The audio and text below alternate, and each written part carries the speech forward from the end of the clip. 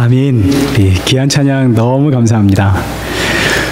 오늘 우리 사무엘하 10장 말씀을 우리 함께 살펴보고자 합니다. 제목은 경계 안으로라는 제목으로 우리 함께 말씀을 살펴보겠습니다. 오늘 본문을 통해서 우리 크게 세 가지의 말씀 전하려고 합니다. 첫 번째 메시지는 지난주에 살펴보았던 9장의 연속입니다. 9장은 은총을 베풀고자 하는 다윗의 이야기가 기록되어 있는데 여기에는 크게 두 가지의 메시지가 있었습니다. 여러분 기억나시죠? 첫째는 요나단의 아들 무비보셋은 사랑받기 위해 태어난 사람이다 하는 것, 그리고 둘째는 죄인들과 함께 한 상에서 먹고 마시는 예수님에 대한 예언, 천국에 대한 예언이 9장의 메시지였습니다. 10장은 이 9장에 대한 내용이 고스란히 연결됩니다. 그래서 우리 10장 1절부터 한번 보시죠. 10장 1절 보시면 그 후에 라고 시작을 하죠. 연결되고 있다는 뜻입니다. 9장과 10장은 연결되죠. 이제 어떻게 연결되는지 한번 보겠습니다. 9장 1절부터 보시면 요나단이 죽었습니다. 다윗은 요나단으로 말미암아 그의 아들에게 은총을 베풀려고 하죠. 그리고 이제 10장 1절과 2절을 한번 보시죠. 그 패턴이 똑같습니다.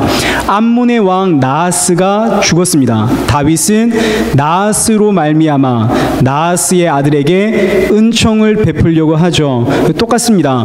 다윗이 요나단의 아들 무비보셋에게 은총을 베푸는 것처럼 이제 암몬의 아들 한운에게 은혜를 베풀려고 하더라.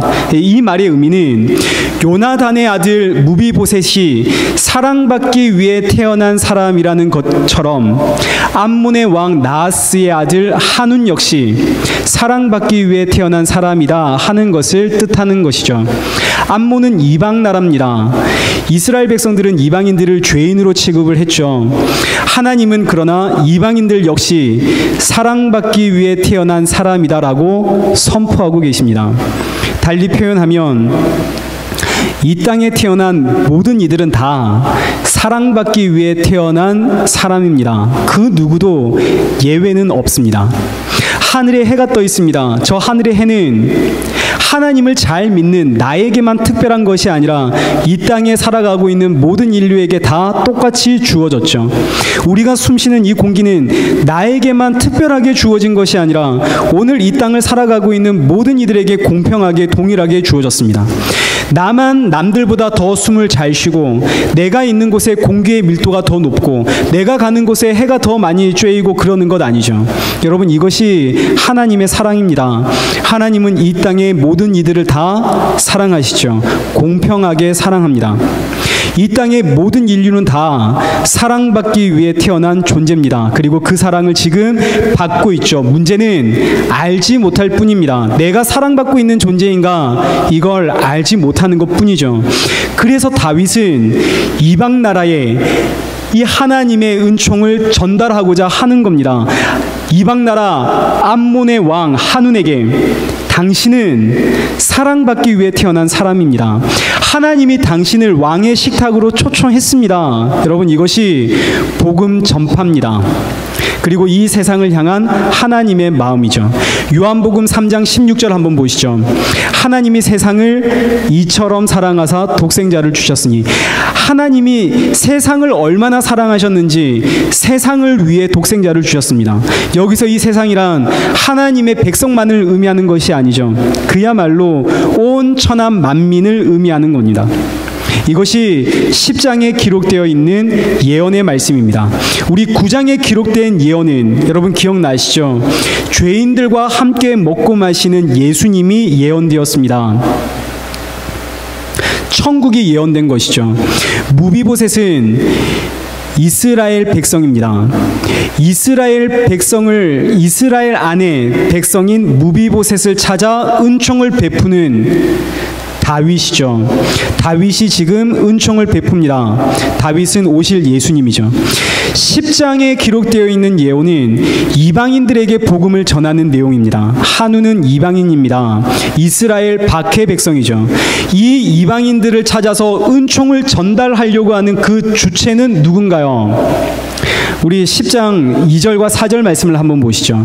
10장 2절과 4절 말씀을 보시면 다윗이 그의 신하들을 보내 다윗의 신하들을 잡아 이방인 한운에게 은총을 전달하는 주체는 다윗의 신하들입니다. 예수님께서는 이스라엘 안에 잃어버린 양을 찾아오셨죠. 그리고 무비보셋을 찾아서 그에게 사랑을 전달했습니다. 그리고 나서 제자들에게 땅끝까지 이르러 복음 전하라 하셨죠. 이제 제자들은 이스라엘 밖에 있는 한운을 찾아가서 그에게 사랑을 전달합니다. 그래서 오늘 본문은 이방인들에게 복음을 전하기를 원하시는 하나님의 마음이 기록되어 있습니다. 제자들의 삶이 예언된 말씀입니다. 이스라엘은 우리만 사랑받고 우리만 구원을 받을 것이다 라고 믿었습니다. 그러나 하나님은 이스라엘 백성들을 통해서 이 세상이 구원받기를 원하시죠. 그래서 오늘 한운과 같은 우리에게 복음이 전달되었습니다. 그럼 이제 오늘 우리의 사명은 무엇일까요? 이제 우리의 사명은 한운과 같은 나에게 전달된 이 하나님의 복음을 다시 누군가에게 전달해야 하는 사명이 오늘 우리에게 있는 것이죠. 제가 요즘 거울을 많이 봅니다. 평소보다 더 신경을 써서 거울 봅니다. 왜냐하면 제가 얼마 전에 교통사고를 당했죠. 몸이 많이 아픕니다. 근데 제가 몸이 아프다고 찡그리고 있고 또 인상 쓰고 있으면 여러분 누가 좋아할까요? 제가 신학생일 때 저를 지도해 주셨던 교수님이 수업 시간에 이런 말씀하셨습니다. 교회 나오고 싶어하는 성도는 원래 없다고요. 정상적인 성도라면 원래 교회를 건수만 있어도 안 나오려고 하는 것이 정상인데, 그런데 교회를 갔는데 목사님이 늘 인상 쓰고 있고 힘들어하고 있고 아파하고 있으면 누가 그 교회를 가겠냐, 이런 이야기를 하셨습니다. 성경의 데살로니가 전서 우리 5장 16절 말씀 보시면 항상 기뻐해라, 쉬지 말고 기뻐해라, 범사에 감사해라. 빌립보서 4장 4절 주 안에서 항상 기뻐하라, 내가 다시 말하노니 기뻐해라. 주님은 늘 기뻐해라 라고 우리에게 가르쳐 주시는데, 목사는 늘 힘들어서 인상 쓰고 찡그리고 있으면 누가 교회에 오겠냐, 그 교수님의 이야기였습니다. 근데 제가 그 수업 듣고 나서 오늘까지 웬만해선 늘 웃으려고 합니다. 이것은 복음을 증거하는 저만의 방법이죠. 우리 집사님들이 저에게 계속 묻습니다. 아파도 왜 그렇게 웃으시냐고. 이제 그렇게 물으시면 제가 오늘 답을 드리네요. 복음을 증거하는 저만의 방법입니다. 제가 거울을 보면서 늘 이제 요즘 좀 더 확인을 하는데, 하루는 제가 화장실에서 거울을 보면서 웃고 있는데 성모가 들어왔습니다. 제 아들입니다. 아빠 뭐해? 제가 좀 민망했죠. 그래서 제가 성모에게, 성모야 아빠처럼 멋있는 표정을 한번 지어봐, 이렇게 그랬더니 성모가 나는 그게 멋있는 표정인지 잘 모르겠는데 하더라고요. 그래서 제가 그렇지, 이게 멋있는 표정은 아니지, 그런데 뭔가 좀 기쁜 표정이지, 그치? 제가 집에서 웃는 표정을 연습하지만 교회 오면 정말로 웃습니다. 이건 가식이 아니라 저의 진심이죠. 여러분이 너무 좋아서 웃습니다. 우리 일의 교회가 너무 좋아서 웃죠. 저의 진심입니다. 그래서 제가 알게 되는 것은 웃음은 사랑입니다. 웃는 게 사랑입니다. 그리고 또 제가 경험한 바로는 제가 웃으면 여러분도 웃습니다. 웃죠? 기뻐해라, 항상 기뻐하라, 내가 다시 말하노니 기뻐해라. 여러분, 이게 전도입니다. 아무것도 없는데, 뭔가 되는 것도 없는데, 그런데 저 사람 늘 기뻐하고 늘 웃고 늘 감사하면 대체 저게 뭐가 있나 보게 되죠. 여러분, 이게 천국 잔치입니다. 이것이 세상이 교회와 성도를 주목하게 되는 비결이죠. 우리 한번 웃어보실까요? 우리 그래서 이 시간에 한번 가장 아름다운 미소를 한번 네, 옆에 분들과도 한번 감사합니다. 사랑하는 성도 여러분, 늘 웃으시고 늘 기뻐하시는 우리 이레교회 성도님들 되시길 축복합니다. 제가 이 전도의 메시지 준비하면서 또 하나 기억하게 된 게 있습니다. 제가 묵상을 하다가 맞아, 이것도 제가 역시 신학생일 때 분명히 배운 건데 제가 어느덧 잊고 말았습니다. 제가 오늘 본 말씀 준비하면서 너무 감사했어요. 목사의 전도가 있습니다. 성도의 전도와 목사의 전도는 아무래도 좀 다르겠죠. 성도의 전도가 있고 목사의 전도가 있습니다. 이건 목사님들을 통해서 예전부터 전해져 내려오던 성경에 있는 내용은 아닙니다. 전해져 내려오는 이야기입니다. 목사의 전도가 있습니다. 목사의 전도는 눈물의 기도로 강대상을 적시는 것이 목사의 전도입니다. 아주 오래전부터 전해 내려오던 말씀이었고 제가 배운 내용인데 근데 제가 잊었습니다. 제가 말씀을 준비하면서 그래, 눈물의 기도로 이 강대상을 적셔야지, 눈물의 기도로 이 예배당을 적셔야지 도전을 제가 받았습니다. 그래서 제가 이 8월 이 한 달 여러분들이 너무 저를 사랑하셔서 새벽 기도를 쉬게 되었는데 새벽 기도가 없는 이 한 달 제가 이 강대상 적셔보려고 합니다. 여긴 너무 크죠? 여긴 너무 큰데 지금 제가 서 있는 이 자리만큼은 8월 한 달 적실 수 있지 않을까, 그런 도전을 가져봅니다. 여러분을 위해 울고 교회를 위해 울고 이 세상을 위해 울고, 그래서 8월 기도의 8월을 보내려고 합니다. 그리고 나서 제가 또 곰곰이 묵상을 해보니 이거 저만 기도할 것이 아니라 우리 함께 기도해야겠더라고요. 성도의 전도 역시 눈물의 기도입니다. 내 가정을 위해 울고 내 자녀를 위해 울고 내 이웃을 위해 울고. 여러분, 응답될 때까지 기도해 보셨나요? 아주 하나님 앞에 끈질기게 기도해 보셨습니까? 사도행전 우리 1장 말씀 보시면 예수님께서 하늘로 승천하실 때 너희는 성령을 받아라 하셨습니다. 그 이후로 초대교회가 가장 먼저 한 일은 응답받기 위해 끈질기게 모여서 기도한 것이죠. 응답될 때까지 기도했습니다. 수십일 지났습니다. 오순절날 성령님이 오셨죠. 초대교회는 이 기도의 응답이 있은 후로부터 놀라운 역사가 시작되었습니다. 저는 뭔가 계획을 세우고 행사를 만들어내는 데는 재주가 없습니다. 근데 기도, 이거 하나만큼은 자신 있게 추진할 수 있겠더라고요. 여러분 안 하셔도 제가 하면 되니까요. 우리 사랑하는 성도 여러분, 이 8월 장소가 중요한 것 아니죠. 눈물의 기도로 이 8월을 채우시기를 축복합니다. 우리 이레교회가 밴쿠버에서 할 수 있는 일이 뭘까요? 거창한 건 못합니다. 그거 할 만한 자신도 없습니다. 그러나 기도는 할 수 있습니다.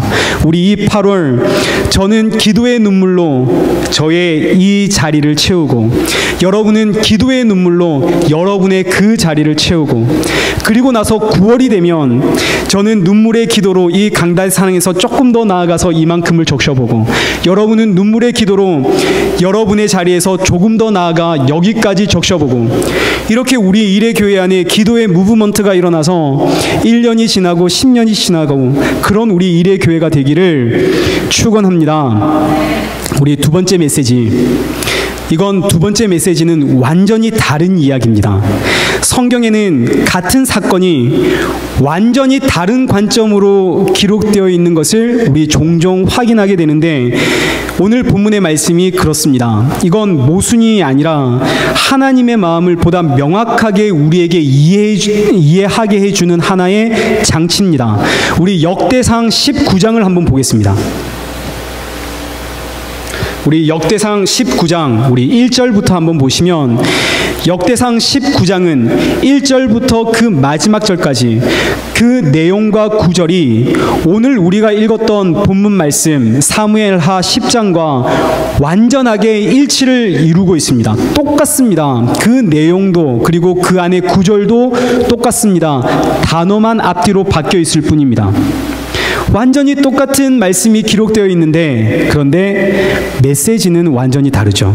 그 안에 흐르고 있는 주제는 완전히 다릅니다. 우리 지금 살펴보았듯이 사무엘하 10장과 9장은 은총이라는 주제로 연결되어서 이방인을 향한 복음 전파로 이어집니다. 그런데 역대상 19장은 똑같은 말씀이지만 주제가 완전히 다릅니다.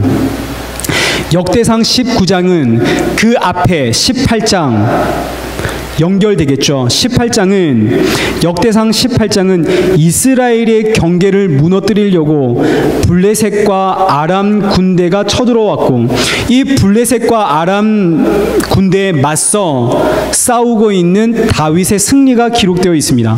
그래서 역대상 18장의 주제는 하나님의 백성은 삶의 경계를 지켜야 한다. 이것이 주제입니다. 우리 몇 주 전에 한번 살펴보았던 내용이죠. 역대상 18장은 하나님의 백성은 삶의 경계를 지켜야만 한다. 하나님의 백성으로서 삶의 경계를 지키기 위해 싸워야 한다. 이게 역대상 18장의 주제입니다. 그런데 이어지는 역대상 19장은 그런데 그 후에 1절부터 그 후에 하나님의 백성으로서 삶의 경계를 지키기 위해 힘쓰고 애썼던 다윗이 그 후에 느닷없이 암몬 자손에게 호의와 은총을 베풀려고 하더라. 메시지가 완전히 달라지는 것이죠. 사무엘하 10장과 역대상 19장은 완전히 똑같은 내용입니다. 그 안에 들어있는 구절들, 내용들 다 똑같습니다. 그런데 주제는 완전히 다릅니다.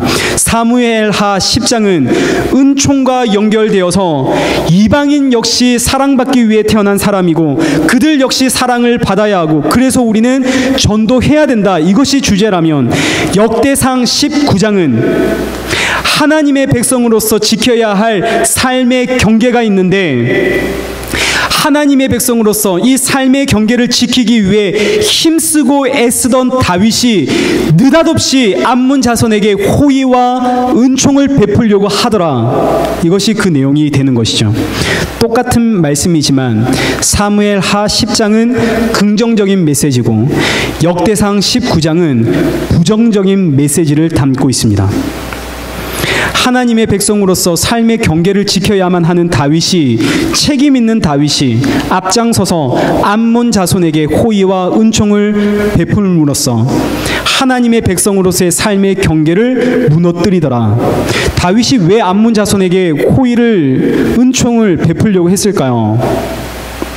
우리 먼저 암몬 자손 나하스가 어떤 사람인지를 한번 살펴보겠습니다.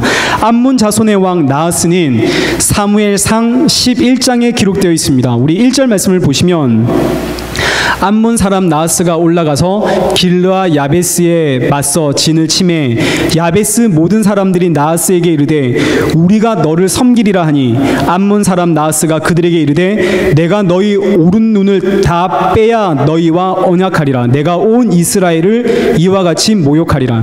여러분 이것이 암몬 사람 나하스입니다. 나하스는 과거 항복하려고 했던 이스라엘 백성들을 향해서 내가 너희의 눈을 다 뽑아버리겠다라고 말할 만큼 악하고 잔인한 사람입니다. 그리고 무엇보다 우리 신명기 23장 3절과 6절 우리 한번 보시죠. 3절 말씀을 보시면 암몬 사람과 모압 사람은 여호와의 총에 들어오지 못하리니 그들에게 속한 자는 10대뿐만 아니라 영원히 여호와의 총회에 들어오지 못하리라. 암몬 사람과 모압 사람은 영원히 하나님 나라에 들어올 수 없다. 그 이유가 4절과 5절에 기록되어 있고 그리고 나서 6절에 보시면 하나님께서 더 아주 공격적인 말씀을 하십니다. 너희는 평생에 그들의 평안함과 형통함은 영원히 구하지 말라. 하나님께서 암몬 사람들과 모압 사람들을 위해선 그들의 평안함도 구하지 말고 형통함도 구하지 말고 언제까지 영원히 구하지 말라 명하셨습니다. 그런데 대체 왜 다윗은 이 하나님의 말씀을 무시하고 이 암몬 사람들에게 은총을 호의를 전하려고 했을까요? 그 이유는 하나죠. 다윗이 평화를 원했기 때문입니다. 암몬 사람들과의 평화를 원했기 때문이죠. 암몬 왕 나하스가 죽었습니다. 그의 아들 하눈이 새로운 왕이 되었습니다. 다윗은 더 이상 전쟁을 원하지 않았기 때문에 평화의 사절단을 그들에게 보낸 것이죠. 그러나 하나님은 이미 암몬 족속의 평안과 형통함을 영원히 구하지 말라 명하셨습니다. 여러분, 이것이 다윗의 착각이고, 그리고 오늘 우리가 종종 범하는 착각입니다. 복음을 전하는 것, 하나님의 사랑을 전하는 것과 평화를 이루는 것은 완전히 다른 것인데 이걸 혼돈하고 있는 것이죠. 그래서 하나님께서 이 평화의 사절단이 그 기능을 하지 못하도록 만드시는 겁니다. 우리 본문 4절 말씀을 보시면 암몬 왕 하눈이 다윗이 보낸 이 평화의 사절단, 그들의 수염 절반을 깎았습니다. 수염의 절반, 밑으로 이렇게 깎았을 수도 있고, 그리고 옆에서 이렇게 깎았을 수도 있겠죠. 무엇이 되었든지 이건 굉장히 창피한 일입니다. 그리고 나서 의복의 중동 볼기까지 자르고 돌려보냅니다. 이 중동 볼기라고 하는 말은 쉽게 엉덩이를 의미합니다. 당시 이스라엘 백성들의 그 고대 옷은 머리 어깨부터 발목까지 내려오는 통으로 짜져 있는 원피스입니다. 그리고 그 안에 속옷은 입질 않습니다. 근데 이 옷을 엉덩이 부분까지 뒤로 잘라냈습니다. 얼마나 창피한가요? 여러분, 왜 이런 일이 일어났을까요? 왜 평화의 사절단이 이 수치를 당하게 되었을까요?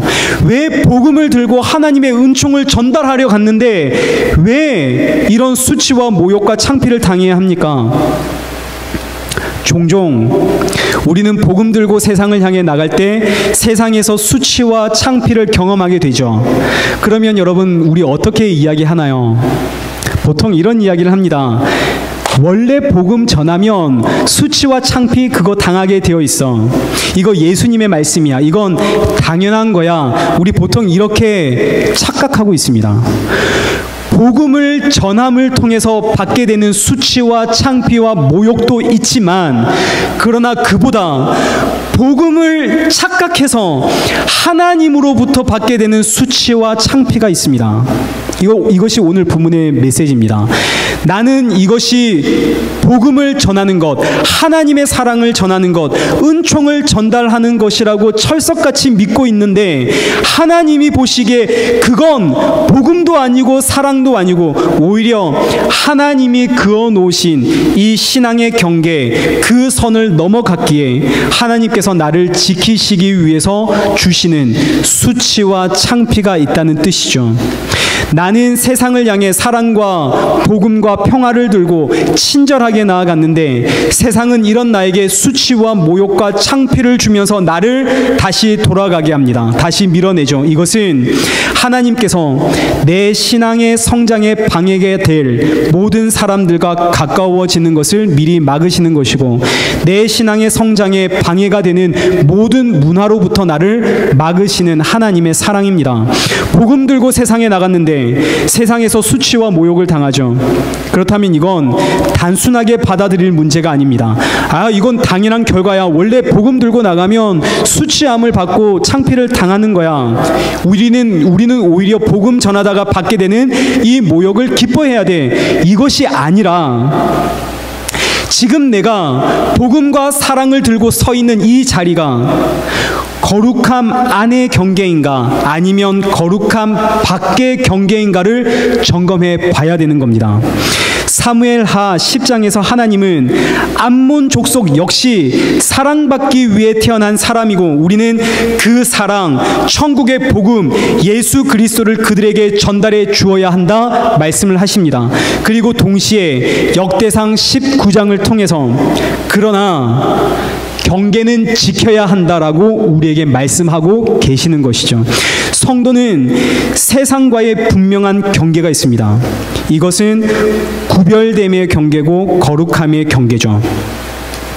복음 전파와 사랑을 전달하는 것은 이 구별됨과 거룩함의 경계 이 안에서 전달하는 것이지, 복음 전파의 효율을 높이기 위해서 이 경계를 뛰어넘어 세상과 화목을 이루는 것은 아니다. 이것이 오늘 본문의 메시지입니다.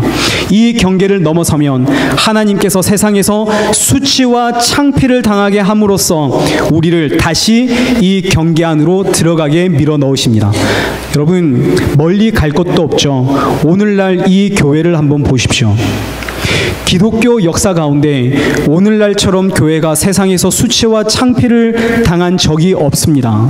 근데 그 이유를 가만히 보시면 교회가 다 경계를 넘었습니다. 하나님의 선을 다 넘었죠. 하나님이 그어놓으신 이 신앙의 경계, 거룩함의 경계, 구별됨의 경계, 이 경계를 넘어서 교회와 세상이 다를 바가 없고 오히려 세상보다 더 세상 같은 교회가 되었습니다.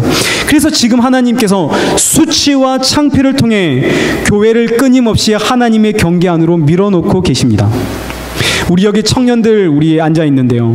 여러분, 청년의 때에 이 거룩함의 경계를 구분하는 것 너무나 중요합니다. 복음 전하고 하나님의 사랑을 전달하는 것이 세상의 문화를 이해하고 힘들어하는 사람을 품어주고 안아주고 하는 것을 의미하는 것은 아닙니다. 우리의 삶엔 거룩함의 구별됨의 경계가 있습니다. 이 경계를 넘어가선 안 됩니다. 그래서 우리는 더욱더 기도해야 하죠. 여러분, 기도해야 합니다. 하나님이 정해놓으신 이 선을 넘어가지 않도록 기도하시고 분별력을 받아야 합니다. 이제 마지막 세 번째 메시지를 전달하고 말씀을 맺도록 하겠습니다. 세 번째 메시지는 암몬 왕 한운에 대한 메시지입니다. 다윗이 한운에게 은총을 베풀려고 했습니다. 근데 한운은 이 은총을 거절하게 되죠. 근데 여기부터 아주 재밌습니다. 사람의 이름에는 다 뜻이 있죠. 여러분이 가지고 있는 이름에 다 뜻이 있습니다. 제 이름에도 뜻이 있죠. 정성일, 거룩할 성자의 하나 일자입니다. 거룩한 하나님만 섬겨라, 이런 뜻이겠죠. 사람의 이름에 다 그 뜻이 있듯이 한운의 이름에도 뜻이 있습니다.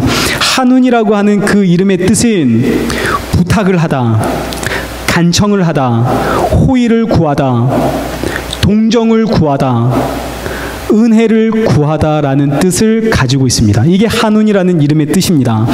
암몬 왕 한운은 그 이름부터 은혜를 구해야 하는 사람, 은혜 받기를 간청해야 되는 사람, 이런 뜻입니다. 그런데 마땅히 은혜를 받아야 할 사람, 은혜를 간청해야 하는 사람, 그 이름조차도 한운, 그가 은혜를 거절하고 있습니다. 왜일까요? 왜 은혜를 받아야만 하는 이름조차 한운, 은혜를 받아야 하는 이 사람이 왜 은혜를 거절하고 있을까요? 그 이유는 뭘까요? 왜일까요? 그 이유는 자기도 왕이기 때문입니다. 한운이 왕이기 때문이죠. 한운의 본질은 은혜를 구해야만 하는 사람입니다. 그 이름도 한운이죠. 그런데 한운의 사회적인 신분은 왕입니다. 내가 왕인데 왜 은혜를 구해야 하는가? 이게 한운입니다. 은혜를 받아야 하는데 나도 왕이거든요. 그래서 은혜 받는 걸 거절하는 것이죠. 여기서 한운은 무비보셋과 완전히 대조를 이루게 됩니다. 다윗이 무비보셋을 불러서 은총을 베풀려고 하죠. 그러자 무비보셋은 외칩니다. 사무엘하 9장 8절, 이 종이 무엇이기에 왕께서 죽은 개와 같은 나를 돌아보시나이까. 그리고 나서 무비보셋은 왕의 식탁에 참여하게 되죠. 반대로 오늘 본문의 한운은 다윗이 한운에게 은혜를 베풀려고 합니다. 그러자 한운은 은총 받기를 거부하죠. 왜요? 나도 왕이거든요. 너도 왕이지만 나도 왕이거든요. 내가 뭐가 부족해서 너에게 은총을 받아야 하는가? 그래서 한운은 망하게 됩니다. 여러분, 여기에 은총을 받는 자와 은총을 받지 못하는 자의 차이점이 있죠. 하나님으로부터 은혜를 받는 자와 하나님으로부터 은혜를 받지 못하는 사람의 차이가 있습니다. 그 차이는 자신이 어떤 존재인지 나의 본질을 아느냐 모르느냐에 달려 있습니다. 나의 본질을 아는 사람은 시작부터 은혜를 받고 시작을 하는 거죠. 그러나 자신의 본질을 모르고 나의 사회적 지위와 직분을 나의 본질로 착각하게 되면 그 사람은 절대로 하나님 앞에 은혜를 받을 수가 없는 겁니다. 제가 오늘 본 말씀을 시작할 때 처음에 이 세상을 향한 하나님의 사랑은 공평하다라고 말씀을 전달해 주었습니다. 하늘의 해와 달과 별, 자연과 환경, 우리가 들여 마시는 이 공기, 이건 모두 우리에게 공평하게 주어졌습니다. 그런데 이거 불공평한 것 아닌가요? 나를 향한 하나님의 사랑과 세상을 향한 하나님의 사랑은 좀 달라야 하는 것 아닙니까? 나는 하나님을 믿잖아요. 그러면 나는 하나님을 믿으니 하나님께서 나에게 좀 더 많은 관심과 격려와 사랑과 선물 주어야 하는 것 아닙니까? 나는 좀 다르지 않습니까? 이것이 은총을 모르는 사람들의 특징입니다. 나는 좀 다르잖아요. 이것이 은총을 모르는 사람들의 특징인 것이죠. 이 예수님 살던 시대에 대제사장과 바리새인들이 이랬습니다. 그래서 예수님께서 제사장과 바리새인들보다는 창기와 세리와 죄인들이 더 하나님 나라에 가깝다라고 말씀을 하시죠. 왜냐하면 창기와 세리와 죄인들은 자신을 아는데 제사장과 바리새인은 자신을 모르고 있기 때문입니다. 제가 예를 한번 들어보죠. 왕의 식탁에 왕이 제사장과 바리새인을 초대했습니다. 제사장과 바리새인들 왕이 초대했으니 기쁨으로 갔겠죠. 즐거운 마음으로 기쁨으로 나아갔습니다. 그런데 우리 제사장과 우리 바리새인들만 초대했는 줄 알았는데 같은 상 바로 맞은편에 창기와 세인과 죄인들이 함께 앉아 있는 것이죠. 그럼 제사장과 바리새인들은 화가 나는 겁니다. 아니 대체 우리를 뭘로 보고 이런 죄인들과 함께 같은 자리에 앉혀서 밥을 먹게 하는가? 하다못해 상이라도 구별해 놓아야 되는 것 아닌가? 왕이 대체 우리를 무엇으로 보았기에 그리고 그 자리를 박차고 떠나는 것이죠. 이게 한운입니다. 내가 어떤 사람인데 감히 나에게 이런 대접을 하다니. 반대로 창기와 세리와 죄인들 왕의 식탁에 초청을 받죠. 그것만으로도 평생의 자랑거리입니다. 가문의 영광이죠. 내가 감히 이 자리에서 왕과 함께 왕이 드는 잔을 함께 들고 왕이 먹는 음식을 함께 먹다니, 자신이 어떤 사람인지를 알기에 지금 이 상황이 얼마나 분에 넘치는 자리인지를 아는 것이죠. 그래서 이들은 은총을 받고 왕의 식탁에 참여하게 됩니다. 여러분, 이것이 오늘 우리에게 주시는 하나님의 말씀입니다. 오늘 나는 한운인지 아니면 무비보셋인지 돌아보라는 것이죠.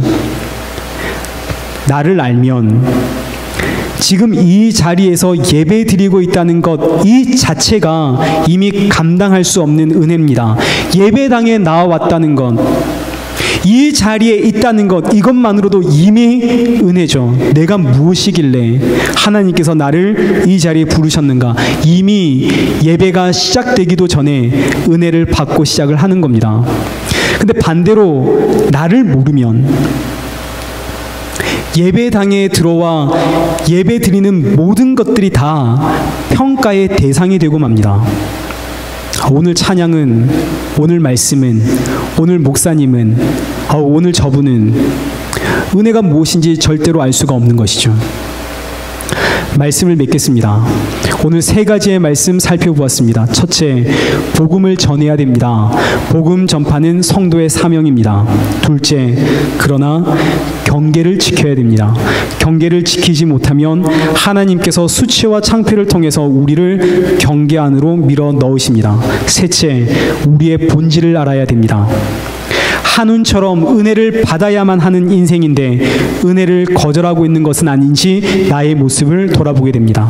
우리 사랑하는 성도 여러분, 시작하는 이 한 주 신앙의 경계를 지키면서 복음을 전하며 눈을 뜨고 감을 때마다 하나님의 은혜를 경험하는 이 복된 한 주가 되시길 축원합니다.